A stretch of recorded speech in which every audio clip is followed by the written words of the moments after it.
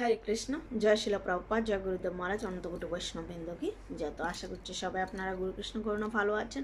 আমি আপনাদের আশীর্বাদ এবং ভগবানের আশীর্বাদে আছি। প্রতিদিন এনে আজও আমরা শ্রীমদ্ ভগবদ গীতা থেকে একটা শ্লোক অধ্যয়ন করবো ধারাবাহিকভাবে। আজ হচ্ছে 8 নম্বর শ্লোকটা। তো চলুন সবাই একসাথে অধ্যয়ন। নিহতম কুরু কর্মতম কর্ম যে সহেন কর্মম শরীর যাত্রাপি যচ্চতে ন প্রসিদত্ত দত কর্মম। অনুবাদ: তুমি শাস্ত্র উক্তি কর্মের অনুষ্ঠান করো, কেননা কর্মত্যাগ থেকে কর্মের অনুষ্ঠান শ্রেয়।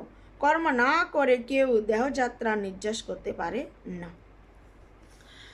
তো শাস্ত্রে খুব স্পষ্টভাবে বর্ণনা করাই রয়েছে। আমিও আরও কয়েকবার বলার চেষ্টা করেছিলাম যে আমরা কর্ম ছাড়া কেউ ক্ষণকাল থাকতে পারি না। কর্ম না করে আমরা কোনো আমাদের জীবন নির্বাহ করতে পারি না। আমাদেরকে জীবন নির্বাহ করার জন্য আমাদেরকে অবশ্যই কর্ম করতে হয়। তো ভগবান স্বয়ং বলছেন যে অর্জুন, কর্ম করা তো এটা তোমাদের স্বাভাবিক কর্তব্য, স্বাভাবিক কর্ম। তো স্বাভাবিক কর্ম সেহেতু তোমাকে অবশ্যই কর্ম করতে হবে। কিন্তু তুমি কর্ম এরকম করবে, কর্ম ত্যাগ করবে না। কিন্তু কর্ম ত্যাগ করার চেয়ে কর্মের অনুষ্ঠান বা কর্ম করা অত্যন্ত শ্রেয়।